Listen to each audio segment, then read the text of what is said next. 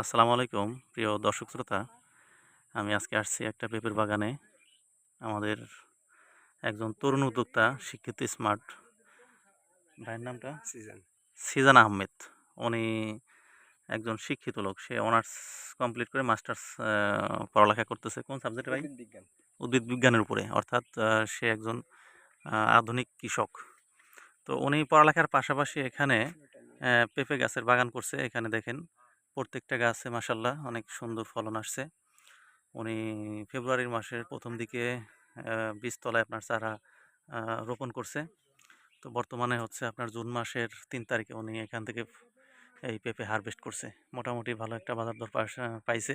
তো আপনারা যারা পড়ালেখা করতেছেন, পড়ালেখার পাশাপাশি চাইলে পরে অল্প পরিসরে হলেও আপনারা এই পেঁপে বাগান করতে পারেন। অথবা যারা বেকার আছেন, পড়ালেখা শেষ করে বসে আছেন, কি করবেন ভেবে চিন্তে পাইতেছেন না, তারা এই পেঁপে বাগানও করতে পারেন।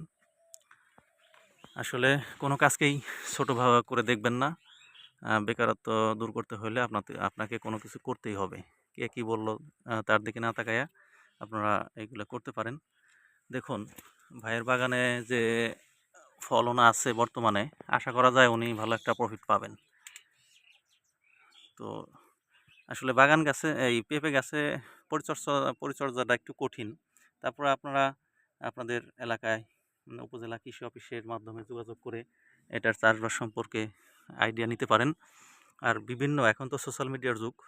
অনেক জায়গায় আপনার ইউটিউব বা বিভিন্ন জায়গায় আপনি চাষবাস সম্পর্কে জানতে পারবেন। পেঁপে বাগানে বা যেকোনো বাগান আপনি করতে চান, ওখানে যেয়ে দেখে আপনার স্বচক্ষে দেখে আপনি সেটা করতে পারেন। তো দর্শক শ্রোতা আপনারা ভালো থাকেন। পরবর্তীতে দেখা হবে। আল্লাহ হাফেজ।